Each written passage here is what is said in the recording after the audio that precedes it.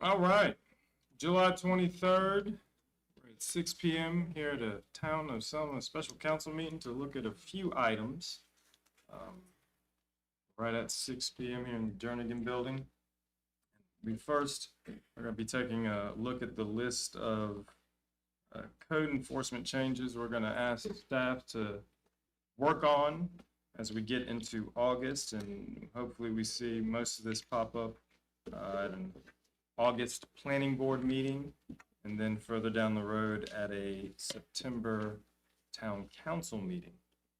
So to start off of the list of code changes that we are looking at, statute based, this means changes that have come down from the North Carolina State General Assembly that we need to make sure we have our ordinances mirroring, matching, appropriate for what has come down from general statute.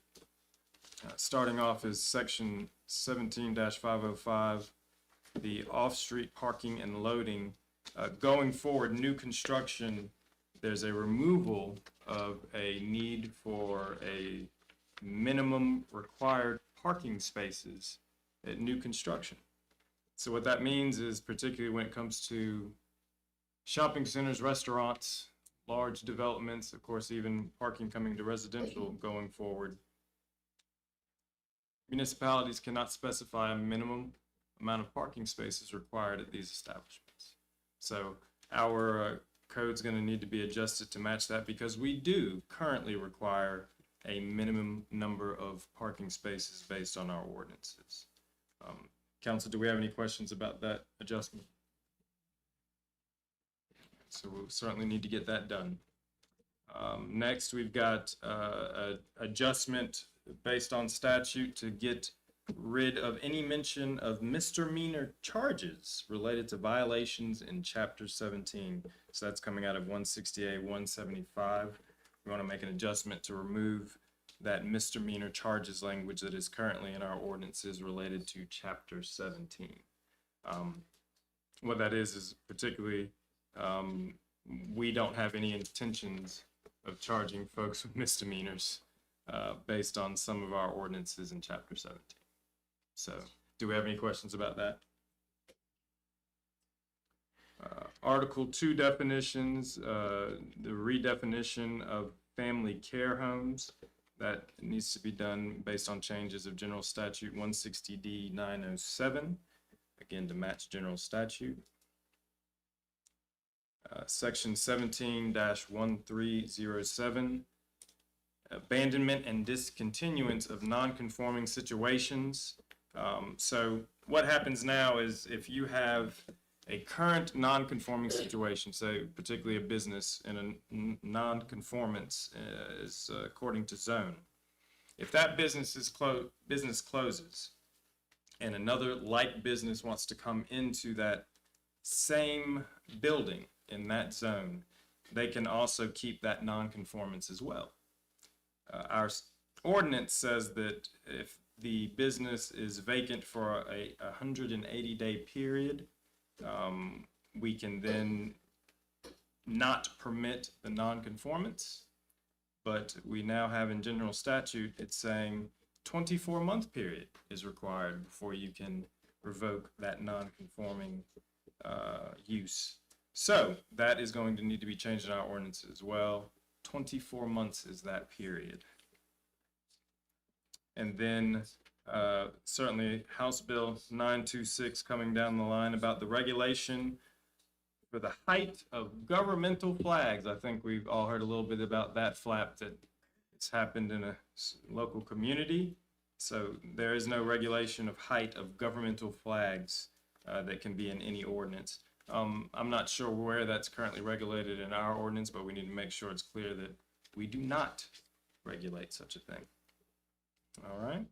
Any questions about that list? And these are mandated from the state of North Carolina? This is items that that have come down from the state of North Carolina, and we need to make sure we match what is coming down from the state of North Carolina first and foremost. Make sure people have a sure place where to go with the grievance.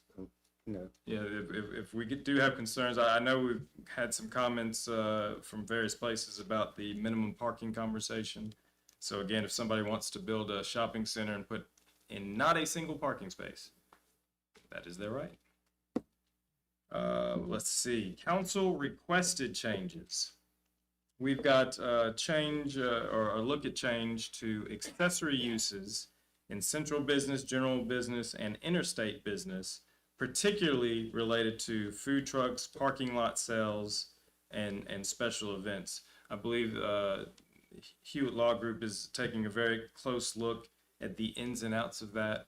But generally, the idea, using food trucks as an example, is to make sure that we don't have these areas just littered with food trucks all the time, and make sure that we have some type of guidance on where food trucks are appropriate and where they are not. As we are getting a downtown that has brick and mortar businesses selling food, it's probably wise to make sure we don't have a food truck rodeo out here every night as well. And again, food truck areas that are being used at the request of a property owner, that would be shaping that conversation to send that through council also. So again, you can't have every private parking lot filled with food trucks within particular business districts. Historic district adjustments, certainly looking at particularly lighted sign and lighting within the historic district to make sure that we do actually keep a historic feel, even if you are putting lights inside your business, if they're flashing lights, blinking lights, things that pull away from the historic nature of the historic district. We're going to take a close look at directly addressing that in our historic districts code.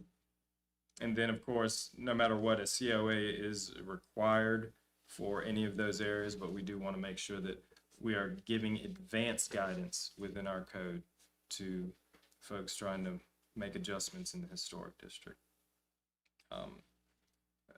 Desire to have the right-of-ways responsibility defined more clearly to make sure there's no questions about how a right-of-way works in front of your home. Do we have any questions about any of these that we have gone through the top? Food trucks, historic district, signage, lighting, and right-of-ways, council. Everybody good? Mm-hmm. Parked cars and leaking fluid, particularly on public streets, but on parking lots as well, particularly as it comes to the concern of fluids going into stormwater drainage.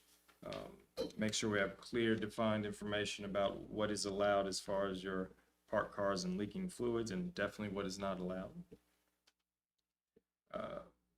Limiting, prohibiting balloon releases within city limits, certainly adding that to our ordinance. And again, I think it was asked if a kid accidentally loses their balloon, are they going to get arrested? No. But if 100 kids accidentally lose their balloon at the same time, we'll talk. Through truck signage and ordinance updated to match the roads that we specify are no through trucks, and then make sure our ordinance gives clear information about how that'll be enforced. Tents as temporary housing and tents as carports. Make sure that we have some clear guidance and restrictions on those uses for temporary tents. And then language to address camping and large encampments in tents throughout the community. We have noticed occurrence of several tents in backyards that have been up for many, many months. We certainly need to address those situations. The storage of machinery and tools on residential properties. We are looking for guidance and language on the proper way to store these materials, proper storage space that, again, matches the area. In the historic district, we're talking about things that match the historic district look. But again, if you're having large pieces of equipment, even if they're personal tools, ladders, things of that nature in your yard, certainly we want people to be able to have these things in the yard, but they do need to be stored properly, particularly if they're not inside some type of enclosed structure. Adjustment, update of the language of trash bins in front of and on the side of houses. So clearly defining how far back a trash can needs to be from the road. I think there's very loose language about not being in front of your house, but we know it's not clearly defined. So we definitely need to adjust that to make sure that there's clear guidance for everybody and we're being fair by being clear. Limiting of, yes, sir. Is it in the code now that as long as it's behind the front door? I'm not sure if it references the front door exactly. Does anybody remember exactly how it references? Yeah, I believe it says front plane, and then that got dicey is what I believe the question that has come up. So, you know, if you have a porch coming off your front door, that's where we've run into questions. Any other questions there?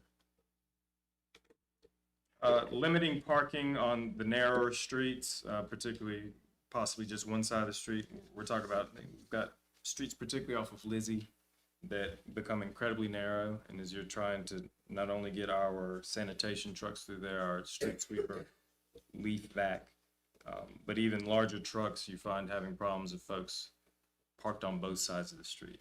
So taking a close look at that, we do need to be very mindful, staff, and certainly council, we need to have conversations with our neighbors in those neighborhoods and make sure that we mention that we are looking at addressing this and then see what type of heartache they might cause one way or another. And then we definitely need quite a bit of information in our code and ordinances related to data centers. Those are coming out of the woodworks, of course, in North Carolina and many small communities. Data centers looking for space, and we need to be prepared for that conversation. Right now, if a data center were to pop up tomorrow, they have some wide latitude based on our current ordinances. We do have the ability, and again, thanks to our General Assembly, we do have the ability to narrowly define spaces for data centers in our communities.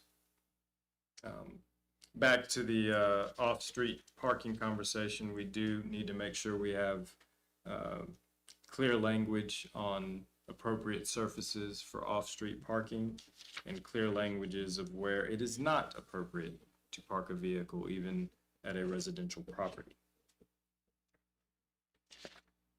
Council, is there anything that I missed, particularly from council requests, about adjustments that need to be made to code? And again, everything we're talking about, this list that we're giving to staff tonight, should run through the planning board, hopefully in August, if staff is able to make the appropriate recommendations and language adjustment. And then that would make it so that we could address via public hearing in September at a council meeting. I had one question. Yes, sir. In the code, do we have anything specify how long a kid can be out on the streets? We do currently have, is it youth ordinances? We do currently have a youth ordinance. Is there any thought about making adjustments to that youth ordinance? Yes, sir. Rock and roll. Thank you.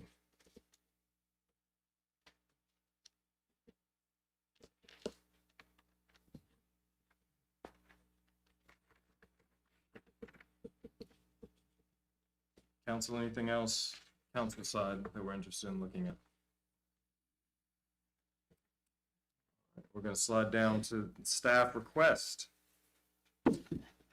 Section 17-1109, permanent signs, setting a height maximum on monument signs. Any questions there?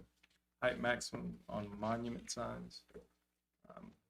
Section 17-506, drainage and stormwater management, review and compare stormwater standards for new sites to make sure our current is consistent. Of course, as we are seeing very new types of development in the town of Selma, it is very wise to update that and keep it updated regularly. Any questions about stormwater management drainage?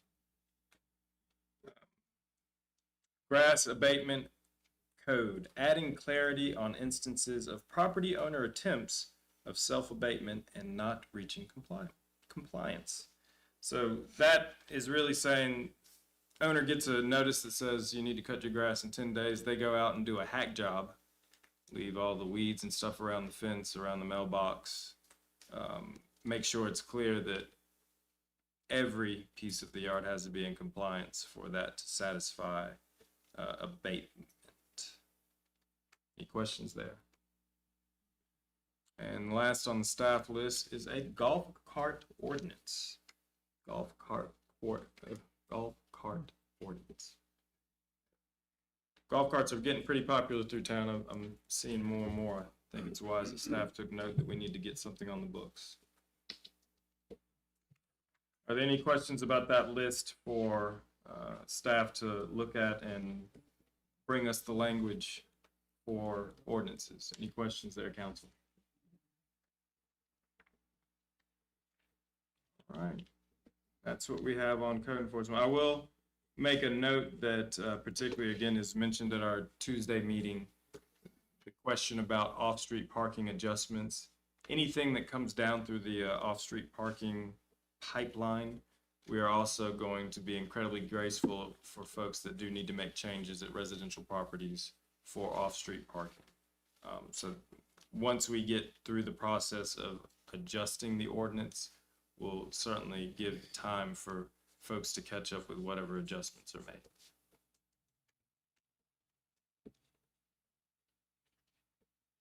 All right. Anything else related to ordinances at this point? Staff, we cover everything?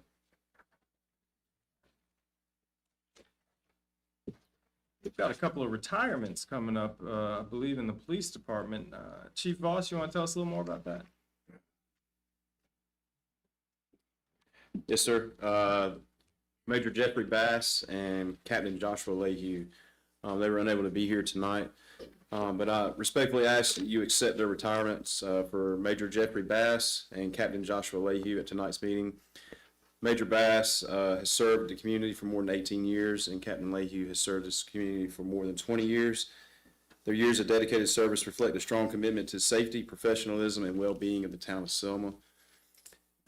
I've had the privilege of working alongside both these men, and I've seen firsthand their dedication to public service, to protecting our community. Their contributions to this department and to the town are sincerely appreciated. I congratulate Major Bass and Captain Lehue on their well-deserved retirements and wish them both continued health, happiness, and success in the years ahead. Yes, sir. Yes, sir. And I believe we do have a couple of resolutions prepared for them, and I believe we also have some plaques to give them as well. Yes, sir. If you would take those with you and make sure they get those, that would be fantastic. Be honored, sir. So I've got a couple of resolutions to read. This first one is for Police Major Jeffrey Bass. It is a resolution declaring the badge and service weapon carried by Police Major Jeffrey Bass surplus and awarding them on his retirement. And that's resolution number 2026-0723A. Whereas NCGS 20-187.2 provides that retiring members of municipal law enforcement agencies may receive, at the time of their retirement, the badge worn or carried by the officer during their service with the municipality. And whereas NCGS 20-187.2 further provides that the governing body of the municipal law enforcement agency may, in its discretion, award to a retiring member the sidearm of such retiring members. And whereas Jeffrey Bass has served as a member of the Town of Selma Police Department for a period of 18 years and is retiring from the Town of Selma Police Department effective July 1, 2026. Now, therefore, be it resolved by the Town Council of the Town of Selma that the badge and service weapon described as a Glock 43X, serial number ALN P950, utilized by Jeffrey Bass during his career, be declared surplus and awarded to him on the occasion of his retirement for the amount of $1. Be it further resolved that appreciation be expressed to Jeffrey Bass for the dedicated service rendered by him during his employment with the town of Selma, North Carolina, adopted this 23rd day of July, 2026, if council so chooses. Do I have a motion to that effect? So moved. Second it. Any discussion? All those in favor? Aye. Hey. Let's, There was a typo. Just make sure you catch it. There's a typo in there. okay, Instead of Jeffrey Pass. we'll make sure we get them all straightened out. Round of applause for Major Jeffrey Bass. And what we do is we do clean these up, put them on nicer paper, Yeah, we'll I put was those in a hoping- plaque form as well. Just so. want to make sure before you Yeah. award it to him, that his name right. These are the drafts. And with that, we've got a resolution for Captain Joshua Lehue as well. Get a little water. A resolution declaring the badge and service weapon carried by Police Captain Joshua Lehue surplus and awarding them on his retirement. And this was resolution number 20260723B. Whereas NCGS 20-187.2 provides that retiring members of municipal law enforcement agencies may receive at the time of their retirement the badge worn or carried by the officer during their service with the municipality. And whereas NCGS 20-187.2 further provides that the governing body of the municipal law enforcement agency may, in its discretion, award to a retiring member the sidearm of such retiring members. And whereas Joshua Lehue has served as a member of the Town of Selma Police Department for a period of 20 years and is retiring from the Town of Selma Police Department effective August 1, 2026. Now, therefore, be it resolved by the Town Council of the Town of Selma that the badge and service weapon described as a Glock 43X serial number ALNP951, utilized by Joshua Lehue during his career, be declared surplus and awarded to him on the occasion of his retirement in the amount of $1. Be it further resolved that appreciation be expressed to Joshua Lehue for the dedicated service rendered by him during his employment with the Town of Selma, North Carolina, adopted this 23rd day of July, 2026. If council approves, is there a motion to that effect? So moved. Second. Any discussion? All those in favor? Aye. And a round of applause for Captain. We will get those plaques to those fine gentlemen and wish them well on hopefully a peaceful and happy retirement. Between the two of them, 4 decades of service to the Town of Selma. Thank you. Yes, sir. Thank you. Thank you, thank you, thank you. And let's see, we got one last item on the list. That's a look at the Town of Selma event reimbursement agreement policy. And we do have that before this. If there's any questions about that, let's go ahead and see if any questions, any adjustments that need to be made to that agreement, council. I had a couple of questions. Mm-hmm. Where it says that once an event applies and is accepted, it becomes an official Town of Selma event. Mm-hmm. What exactly does that mean? So all of these events are currently listed on our Town of Selma calendars, Town of Selma events anyway. Mm-hmm. So if we do say, hey, we've got this event, we're going to do you these solids, let you use this space, it would be something that the Town of Selma would need to accept as a Town of Selma event. So for instance, a good example is the toy show. Mhm. That is listed as a Town of Selma event, as the Town of Selma toy show that Hidden Temple Toys and the Underground Toy Swap are hosting, and they do that at the Civic Center. And of course, the only thing we do for that one is give them the space for free, but it is still a Town of Selma event. And with that, we did just recently produce the policy that we only close roads for town of Selma events. So that automatically makes it that if we're closing a road, it's going to be a town of Selma event. Okay. So how will that affect particularly Walking on Rayford and the Boys and Girls Club Run? Shouldn't make any much of a difference at all. We just are making sure that on paper we define what we're doing, what they're doing, and shouldn't affect it much at all. So on the back where it says, it's described as a Town of Selma event, and the town agrees in various aspects of the event and or retaining all or a portion of the event's proceeds as described herein. Does that mean the town's gonna have some control over the run or Rockin' on Rayford? If there is ever a cover charge, will things be paid to the town and the town determines, like the Polar Bear Run? The town collects the money, gets the sponsorships, and then they make a donation to the nonprofit. Is that how that is supposed to work? Yeah, and that'll all be defined in the agreement. So it lets you know within the agreement how much is paid out or would have to be paid out to the town as part of the agreement. So money would come in, the town has already specified this amount will go to the town, the rest goes to whatever. That should all be specified as you see in this, in the boxes that indicate how much the town would receive. Okay, I read all that. I just want to make sure that, I know the Boys and Girls Club last year, we had this conversation. And it was the thought that the town of Selma should be collecting the entrance fees from the runners. And then at the end of the event, we would give a donation to the Boys and Girls Club. And I don't really like the town having control over that because the Boys and Girls Club is filling a need that we have in this community. Our underprivileged children don't have a Head Start program anymore, and I think it has picked up a lot of children that they're helping there, and that is one of their major fundraisers. So I want to make sure that we're not taking that away from them. I don't know if we need to grandfather them in, as it's always been, or if we need to change the wording to make sure they're covered.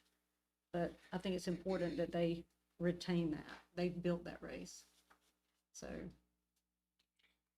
Again, at the end of the day, each individual entity, no matter what the current arrangement is, we sit down and we make sure everybody's clear on exactly what happens for every event. The town of Selma Railroad Days 5K has been an event for now, what, 51 years? 50.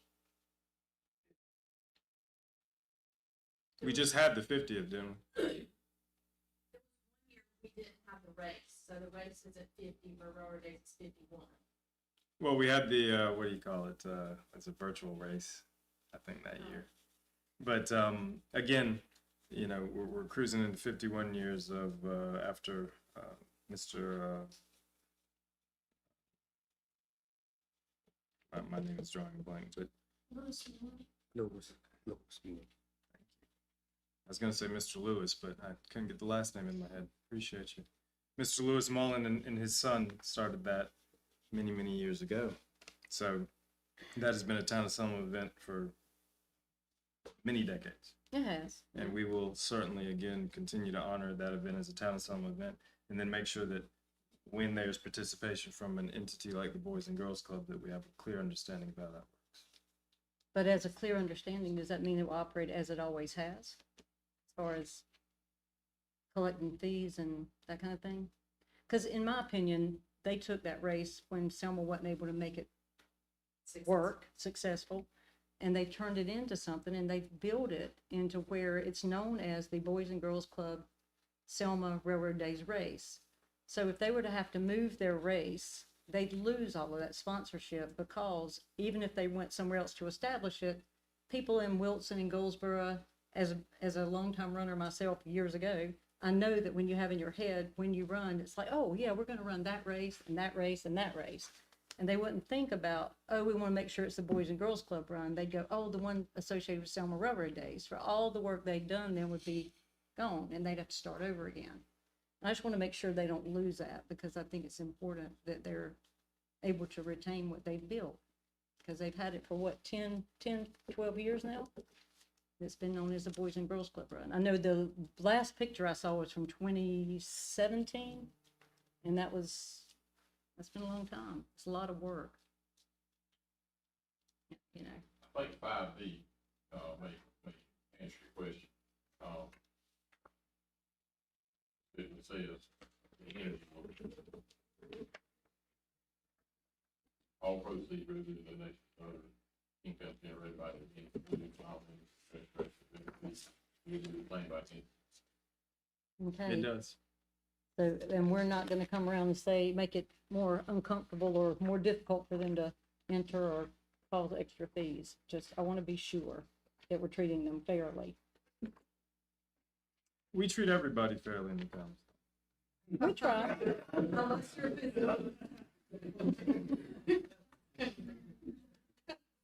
I am interested. Who does think that's funny? I Your see. comment last Tuesday was perfect, so I see. you, So with that being said, do we have any other questions about the agreement?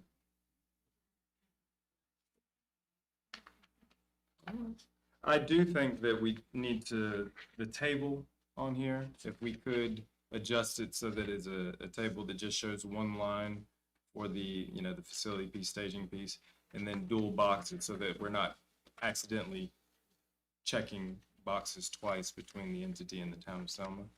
And then as far as the reoccurring event piece is concerned, just make sure it's clear that if we do have a reoccurring event with an entity, the entity does not have to come back before the town of Selma to have a discussion about the event every single year. It's just, we know it's a reoccurring event. We have these stipulations in place, but the stipulations do need to probably be renegotiated every year. It just does not necessarily need to come back to the town of Selma council for that approval. Does that make sense, Megan? It does, thank you. Absolutely. Thank you. Do we have anything else, any other adjustments we'd like to see? I'd still like to know that we're gonna leave their raise as it is. I just wanna Anybody post else? it. Do I have a motion to adopt and approve this town of Selma event participation reimbursement agreement pending those amendments requested? I can't vote on something that I don't know is true until it's amended. So we should put this aside and come back with the changes. You think we have time to do that? Good to any agreement. What? We won't go into any agreement with anybody until it's approved, and for that's at least 2 days to me. We wouldn't enter any. I mean, if y'all have already approved it, you know, a lot of these things, I mean, that wouldn't stop them. It just bring it until it's done. Okay, well, I'm just gonna ask the question, is this an attempt to take the race back into to the Selma's Railroad Day What race? control? The Railroad Day race, the Boys and Girls Club race. This is actually a very clear definition of, in fact, this is beyond the, what do you call it, Boys and Girls Club race, because It we is. actually came across this with the Polar Bear Run, where there was a lot of confusion. So I'm interested to understand why it is you think this is remotely centered on the Boys and Girls Club, because that is actually one of the simpler ones to figure out. But we also did say last year that having a clear agreement and conversation in place would be important as well. Yeah, we did, but I think when Representative Daltrey and Thad came and talked to us, the concern was that we were gonna expect all of the town to collect all the entry fees. The town was gonna collect all the money, and then they would make a donation back to the Boys and Girls Club. And I just wanna make We sure didn't that have that's not that gonna happen. conversation at any point in time, and we've never had that conversation at any point in time. Well, In I fact, did with the Parks and Rec people. what did happen was with the Polar Bear Run at the beginning of this year, we didn't have any agreement in place whatsoever or any understanding of what was happening. But That we wasn't st- the Polar Bear Run that I was talking about. I'm talking about the Boys and Girls Club. I understand what run. you're talking about, but I'm explaining why this came up as something that needed to get done yesterday. Is because we didn't have an understanding of the income that was coming into the town of Selma that was supposed to be going to the entity that was supposed to be benefiting from it. And we gladly made sure the entity got the money that came in as proceeds from that run. But everybody was very confused in the very beginning that this was happening because nothing was on paper. Okay, I understand that, but I'm also wanting to make sure that we're not gonna try to interfere with what they've already established. We It's have important. no intentions of interfering with anything as a town. We are a town that is the foundation for a lot of things. Okay. We don't interfere with business. In fact, we go well out of our way to try not to. We don't interfere with events. We try not to. We try not to interfere with a lot of things. But when you are the foundation of quite a bit, you have to have rules and regulations in place to make sure that you manage that foundation properly. And that is what we're doing. Probably things we should have done many years ago, but we're getting it together now. I'm gonna expect that. Anything else? So do I have a motion with those mentioned amendments to adopt this Town of Selma event participation reimbursement agreement? So move. Second. Discussion further? All those in favor? Aye. No, Nay. Nay from Councilman Overby and Councilwoman Watson. All right. Do we have anything else for this evening? All right. Do I have a motion to adjourn? All right.